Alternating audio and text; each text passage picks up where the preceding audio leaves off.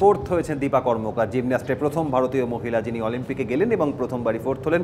গতকালই আমরা আপনাদের দেখিয়েছি টেলিভিশনের পর্দায়, আপনারা দেখেছেন যে ত্রিপুরাতে রাজকীয়ভাবে তাকে সংবর্ধনা ত্রিপুরা সরকারের তরফ থেকে। কিন্তু দীপা কর্মকারের এই সাফল্য, পরিকাঠামো, কত প্রতিকূলতা, সব কিছু নিয়ে আমি একটু অম্বালিকাদির কাছে যাব। 1972 সালে যখন মিউনিক অলিম্পিক, তখন সম্ভাবনা তৈরি হয়েছিল আপনার যাওয়ার, সেখান থেকে দাঁড়িয়ে তখন থেকে এতগুলো দশক পার হওয়ার পর কোথাও পরিকাঠামোর কোনো উন্নতি দেখছেন?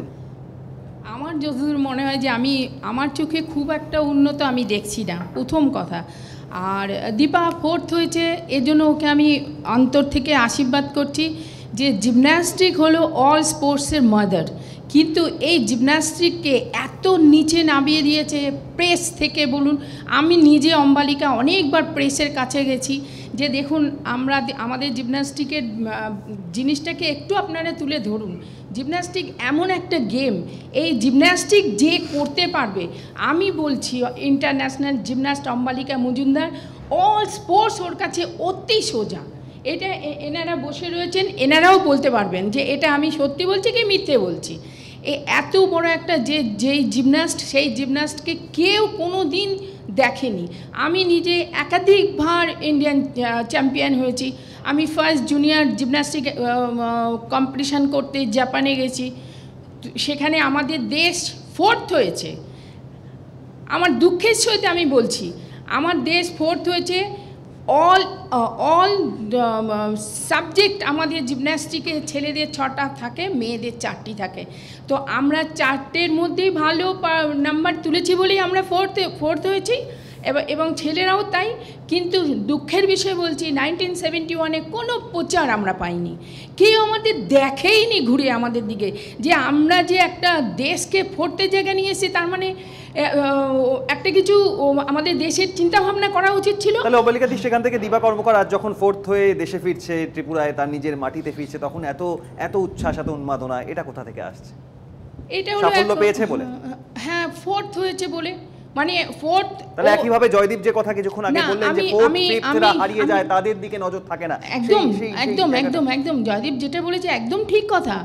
আজ দেখুন, আমি নিজে একজন জিমন্যাস্ট, আমি তো বললামই, আমাকে আমার স্টেট কোনো সময় ইউজ করেছে? আমাকে কোনো দিন বলেছে যে তুমি জিমন্যাস্টিকের জন্য এগিয়ে এসো, জিমন্যাস্টিককে উন্নতি করার চেষ্টা করো? আমি তো কিছু করতে পারতাম, কিন্তু আমি অসহায়, না কোনো স্পন্সর, না ওয়েস্ট বেঙ্গল গভর্নমেন্ট তখনও দেখেনি, এখনও দেখছে না, ইন্ডিয়া গভর্নমেন্ট তখনও দেখেনি, আমার এখনও দেখছে না। উপরন্তু এখানে আমি আলাদা একটা আমরা অ্যাসোসিয়েশন তৈরি করেছি, বেঙ্গল অ্যামেচার জিমন্যাস্টিক অ্যাসোসিয়েশন। আমি এখানকার ভাইস প্রেসিডেন্ট, আমার প্রেসিডেন্ট রূপক সাহা, বিশ্বরূপ দে, বিশ্বরূপ দে। আমি আসবো এখান থেকে। আমি একটা কথা বলছি, অম্বালিকা তো অনেক কথা বললো। এই যে দীপার সাকসেসের পেছনে আসল কারণটা কি? এই যে কবিতা বললেন যে দীর্ঘদিনের প্ল্যানিং দরকার, এটা কেউ জানে না, মানে অনেকেই জানেন না যে ত্রিপুরায় আজকে এই মেয়েটি হঠাৎ উঠে এসছে, এর পেছনে কিন্তু 50 বছরের একটা নিরলস প্রচেষ্টা আছে। 65-এ আমার যেহেতু আমি নিজে 2টো অলিম্পিকে গেছি এবং দীর্ঘদিন সাংবাদিকতা করছি, ত্রিপুরাতে দলীপ সিং বলে এক ভদ্রলোক ছিলেন, ওই অম্বালিকা জানে, তিনি ওখানে ট্রেনিং করাতেন ত্রিপুরার ছেলে মেয়েদের। এবং আমরা স্পোর্টসের ভাষায় একটা কথা বলি, পকেট অফ এক্সিলেন্স। এটা বেছে নেওয়া যে কোন অঞ্চল, কোন খেলাটা কোন অঞ্চলের সঙ্গে যায় আর কি, ভালো রেজাল্ট করা যেতে পারে সেই অঞ্চলের একটা পকেট অফ এক্সিলেন্স বলি। তো ত্রিপুরা থেকে ওনার মনে হয়েছিল যে জিমন্যাস্টিক্সের পক্ষে এটা ভালো। মণিপুরটা ওনার কাছে মনে হয়েছিল যে সাঁতার এবং সাইক্লিংয়ের পক্ষে ভালো, এবং আমরা সাঁতার এবং সাইক্লিংয়ে ভালো দুজনকে পেয়েছিলাম। আমি যেটা বলছি শুনুন আগে, যেটা আমি কমপ্লিট করতে দিন অম্বালিকা, সেটা হচ্ছে যে ওই দলীপ সিং 50 বছর 65-এ যে শুরু করেছিলেন যে চেষ্টাটা, তার ছাত্র যারা, বিশ্বেশ্বরানন্দ হচ্ছে তারই ছাত্র, সেই যে ধারাবাহিকতা, ওই একটা ঐতিহ্য গড়ে তোলা, তার ফসলটা হচ্ছে দীপা কর্মকার। আমরা এটা পাচ্ছি ওকে এখন ফোর্থ পজিশন থেকে দীপা টোকিওর জন্য সেটা গিয়ে সোনাতে কনভার্ট করতে পারবে কিনা বা হারিয়ে যাবে কিনা, এটা হচ্ছে পরবর্তী ক্ষেত্রে কতটা হেল্প, কতটা নিজের তাগিদ, যেটা জয়দীপ বলছে, সেটা কতটা থাকবে। আমি আসবো, আমি গোবিন্দ বাবুর কাছে আসবো। তবে আমি দুটো কথা বলতে চাই। এই যে রূপক দা যেটা বললেন, উনি দিলীপ স্যারের কথা বলেছেন, ঠিক আছে, কিন্তু আমাদের ওয়েস্ট বেঙ্গল হলো জিমন্যাস্টিকের আতুর ঘর। আমাদের এখান থেকে যত বড় বড় প্লেয়ার, যেন নিমাই কাঞ্জির মতন খুব বড় মাপের প্লেয়ার রয়েছে এবং কোচ উনি, ওরকম আরও অনেক আছে। এবং আমাদের এখানকার মেয়েরা প্রচুর ভালো পারফরমেন্স। সেই ঘরটাই এখন ব্রাত্য থেকে যাচ্ছে, সেই আতুর ঘরই ব্রাত্য থাকছে। ভারতীয় বিদ্যা ভবনের স্টুডেন্টরা যারা রয়েছে তাদের কাছে আমি বলবো যে তোমরা 2 দফায় 5টা করে প্রশ্ন করবে, তোমার প্রশ্ন রেডি করো, আমি আসছি তোমাদের কাছে। তার আগে গোবিন্দবাবু একটা কথা কিন্তু সুব্রত বাবুর কাছ থেকে উঠে এলো, সেই প্রশ্নটা আমি রাখি, তারপর শুনছি আপনার কাছে যে কোথাও যেন গোপীচাঁদের কাছে প্রশিক্ষণ প্রাপ্ত মানে ইন্ডিভিজুয়াল একটা সাকসেস, নাকি এই যে সবাই মিলে হই হই করে অলিম্পিকে যাওয়া হচ্ছে অনেক প্রত্যাশা নিয়ে, সেখানে কোথাও যেন অন্যান্য একাডেমিতে সেখানে সেই সাপোর্ট, সেই ইনফ্রাস্ট্রাকচার নেই, নাকি একটা নির্দিষ্ট 1-2 একাডেমি সেখান থেকে বেরিয়ে আসছেন যারা সাফল্য পাচ্ছেন বা যারা মানে পাদপ্রদীপের তলায় রয়েছেন? কোনো সন্দেহ আছে এতে? সারা ভারতবর্ষের খেলাধুলার উন্নতির জন্য কি উপযুক্ত পরিবেশ আছে? আজ পর্যন্ত যতদিন যারা অলিম্পিকেতে গোল্ড মেডেল পেয়েছেন বা ব্রোঞ্জ পেয়েছেন বা সিলভার পেয়েছেন, তাদের একক প্রচেষ্টায় পেয়েছেন। রূপক একটা কথা বলল যে ভারত সরকার গত 2 বছরের অলিম্পিক্সে অনেক টাকা খরচা করেছেন। এই যে টাকাটা কোথায় খরচা হচ্ছে তার প্ল্যানিংটা কে করলো, কে সুপারভাইজ করলো, যে কিভাবে হচ্ছে? গভর্নমেন্ট অফিসার্সরা 2 বছর থেকে 2 বছর পরিবর্তিত হয়ে যান, তাহলে কন্টিনিউটিটা কে মেনটেন করছে? সাইয়ের ডিরেক্টররা ব্যাঙ্গালোর থেকে কলকাতা, কলকাতা থেকে হায়দ্রাবাদ চলে যান, তাদের ধারাবাহিকতা কোথায় থাকছে? একটা অলিম্পিকের মেডেল পেতে গেলে, গোল্ড মেডেল পেতে গেলে অন্তত তাকে 8 বছরের প্রস্তুতি নিতে চায়। রূপক 2টো অলিম্পিকে গেছে, জাপান চায়নাদের সম্বন্ধে জানে, অন্তত 8 বছরের প্রস্তুতি নিতে হয় যে বয়স থেকে, তবে সে অলিম্পিক মেডেল পেতে পারে। 6 মাস আগে, 8 মাস আগে, 10 মাস আগে আমি আমেরিকা পাঠিয়ে দিলাম পুনিয়াকে, আমি জয়দীপকে পাঠিয়ে দিলাম জার্মানিতে, আমি কুস্তির জন্য পাঠিয়ে দিলাম তোমার মঙ্গোলিয়াতে, এটার দ্বারা সম্ভব হয় না। এটা কন্টিনিউটি অ্যান্ড প্ল্যানিং, তাই কি আমাদের মতন স্পোর্টস। আপনি আমাকে শুধুমাত্র ক্রীড়া সংগঠক বলেছেন, আমার একটা খেলোয়াড় জীবনও আছে এবং ভালো খেলোয়াড় জীবনই। সুতরাং যাই হোক না কেন, এটা আমাদের মতন সংগঠকেরা ভারতবর্ষের সমস্ত আমাদের স্টেটের অ্যাসোসিয়েশনসগুলো এবং ভারতবর্ষের ন্যাশনাল ফেডারেশনের মধ্যে দেখবেন তো চোখ চেয়ে কারা চালাচ্ছে। তারা কোট পরে, ব্লেজার পরে আর টাই পরে ঘুরে বেড়ান। তাদের কোনো বিশেষ সেই খেলাটা সম্বন্ধে, খেলার কথা ভুলে যান। আমি ভাবি না যে খেলোয়াড় হলেই ভালো অ্যাডমিনিস্ট্রেটর হবে, I don't think so. Sourav is maybe exception, কিন্তু খেলোয়াড় হলেই ভালো অ্যাডমিনিস্ট্রেটর হবে নট। অ্যাডমিনিস্ট্রেটরের কাজটা হচ্ছে management of sports, management of the players, management of the infrastructure, যেটার জন্য কিন্তু অন্য অভিজ্ঞতা দরকার। আমি এখানে বলবো যে প্রফেশনাল ম্যানেজার্স দিয়ে যদি কোনো স্কিম সত্যি করে, যদি টোকিও ইজ দ্য স্কিম, তাহলে এখন থেকে আইডেন্টিফাই করতে হবে টোকিওর জন্য কারা যাবে, এবং যে কোনো কমিটি হোক বা এনি অ্যাসোসিয়েশন হোক, তাদের মাধ্যমে তাদের উন্নত করতে হবে। Otherwise it's a sporadic haphazard attempt, it will never. সংক্ষেপে একটা বিষয় জানি যে যখন ভারতীয় হকিতে একটা রমরম ব্যাপার ছিল, মানে ভারতীয় হকি খুব বিশ্বের মধ্যে একটা অন্য জায়গা তৈরি করে নিয়েছিল, সেখানে বাংলা থেকে অনেক নাম উঠে এসেছিল। এখন সেই হালটা এত তলানি থেকে, এখন হালটা একটা আবারই পুনরাবৃত্তি করছি একটার কথা। ইউরোপের দেশগুলো কখনো চাইতো না ভারতবর্ষ এবং পাকিস্তানের একাধিপত্য থাকে। তারা এটা স্থির নিশ্চিত ছিল, যদি মানে ঘাসের টার্ফে খেলা হয়, তারা জীবনে ইন্ডিয়া পাকিস্তানকে হারাতে পারবে না, সুতরাং অ্যাস্ট্রোটার্ফ ইউজ করো। 1976 সালে মন্ট্রিল অলিম্পিক্স থেকে অ্যাস্ট্রোটার্ফ ইন্ট্রোডিউসড হয়েছে। তারপরেই দেখবেন ইন্ডিয়া পাকিস্তান কিন্তু সেই পর্যায়ে পৌঁছতে পারেনি। আমি কোনো অজুহাত দিচ্ছি না। By this time India should have adopted. আমার নিজের মতে, রূপকের সঙ্গে আমার কথা হচ্ছিল অন্য ব্যাপারে, আমার নিজের মতে ইন্ডিয়ান টিম কিন্তু মোটামুটি এবছরে ভালো খেলেছে হকিতে, এবং এই ধারাবাহিকতা যদি বজায় থাকে পরের অলিম্পিক্সেও ভালো খেলবে বলে আমার আরও আশা রাখতে পারবো। আমি ছাত্রদের কাছে, ছাত্রছাত্রী যারা আছেন তারা যারা প্রশ্ন করবে একটু।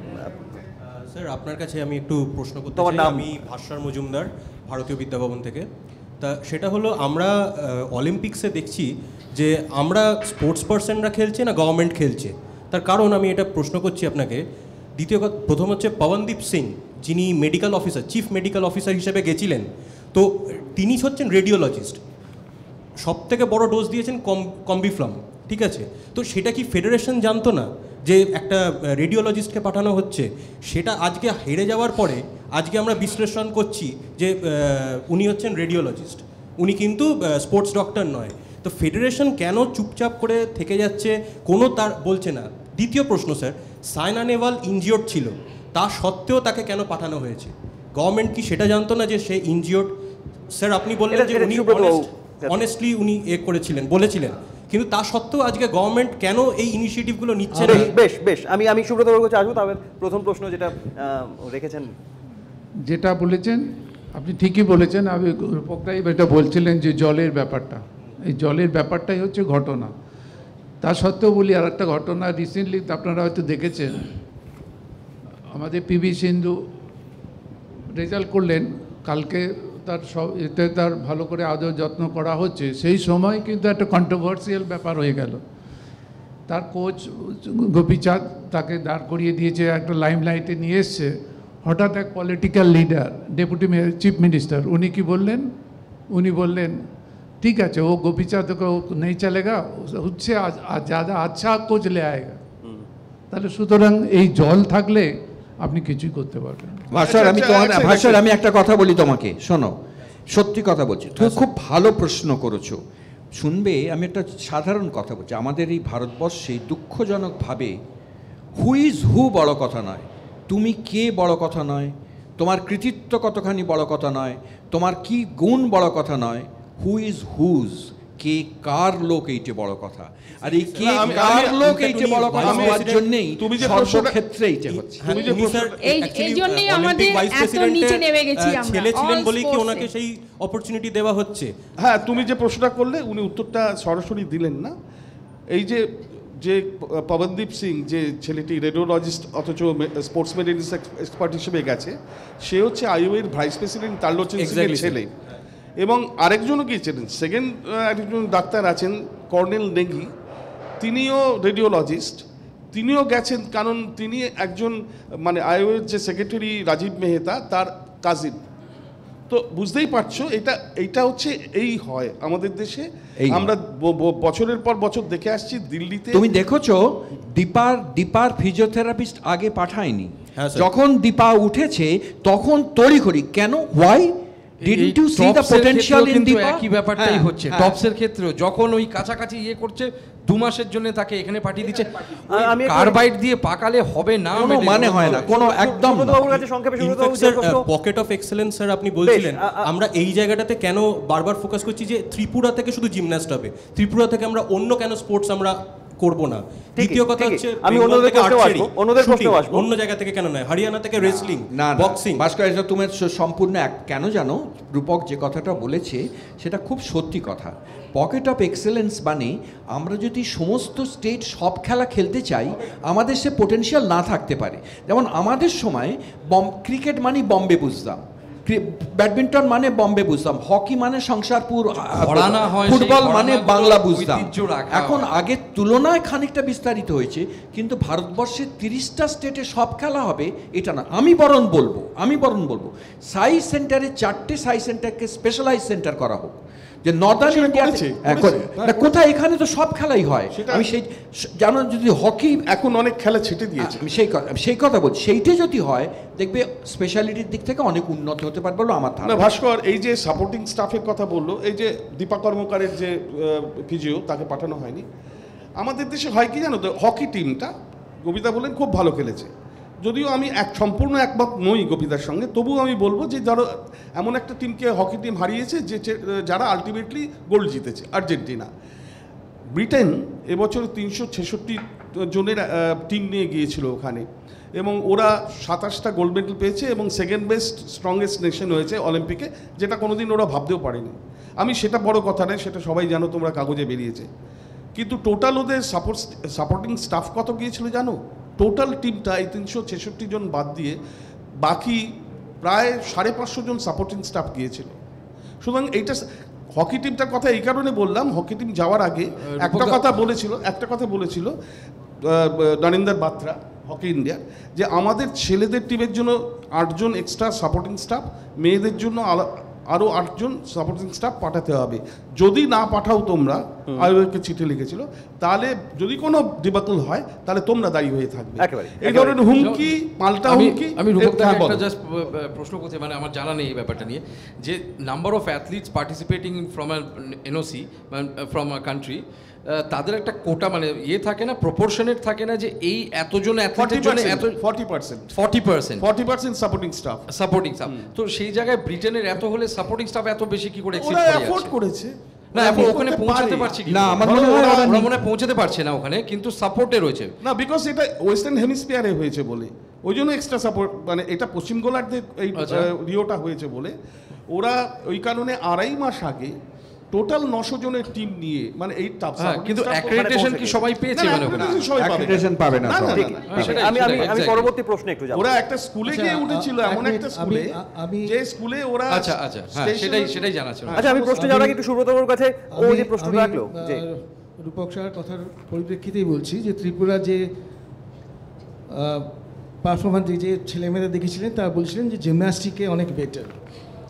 উনি কিছু ভুল বলছেন না, কারণ আমি একটা জিনিস মনে করি, শুধু ত্রিপুরা না, নর্থ ইস্ট ইন্ডিয়া, যারা ধরুন নাগাল্যান্ড, মণিপুর, মিজোরাম, আইজল, এই সব জায়গার যদি সত্যি আমরা এই সব ছেলে মেয়েদের ধরতে পারি, খেলাতে পারি, কারণ এদের যে মঙ্গোলিয়ান টাইপ অফ ব্লাড ওটা যারা ক্যারি করছে, এদের জানবেন এজিলিটি, ফ্লেক্সিবিলিটি অলওয়েজ বেটার।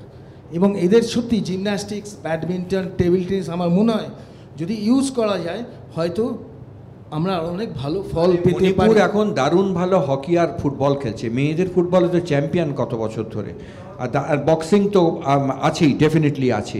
সুতরাং নর্থ ইস্টার্ন, তুমি ঠিক বলেছো, নর্থ ইস্টার্ন স্টেটের ছেলেরা আগে এক্সপোজারটা পায়নি, এখন এক্সপোজারটা পাচ্ছে।